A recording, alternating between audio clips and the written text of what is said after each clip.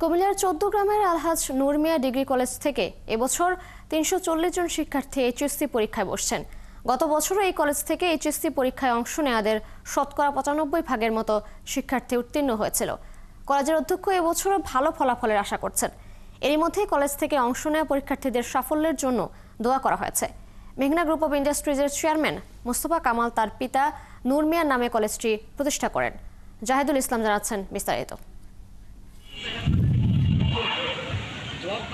২০২৫ সালের এইচএসসি পরীক্ষার্থীদের বিদায়ের দিন আলহাজ নূর মিয়া ডিগ্রি কলেজের সব শিক্ষার্থী ছিলেন উপস্থিত। এবার এই কলেজ থেকে পরীক্ষায় অংশ নিচ্ছেন ৩৪০ জন।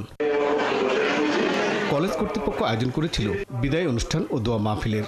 আমন্ত্রিত অতিথি এবং শিক্ষার্থীরা কলেজের সার্বিক পড়াশোনা পদ্ধতির প্রশংসা করেন।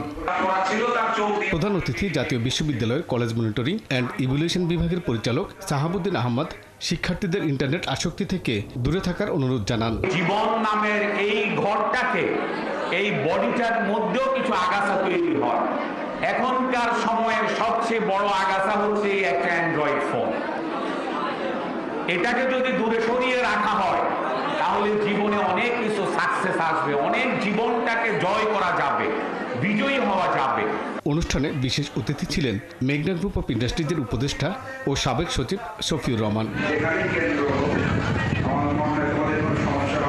কলেজের সাবেক অধ্যক্ষ শাহনাজ আক্তার লাভলি, গভর্নিং বডির সদস্য আব্দুল মতিন মোল্লা, সভাপতিত্ব করেন অধ্যক্ষ মোহাম্মদ মুহিবুল্লাহ।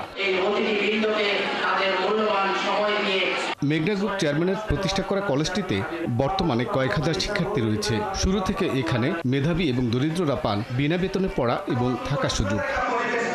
জাহিদুল ইসলাম, ৭১।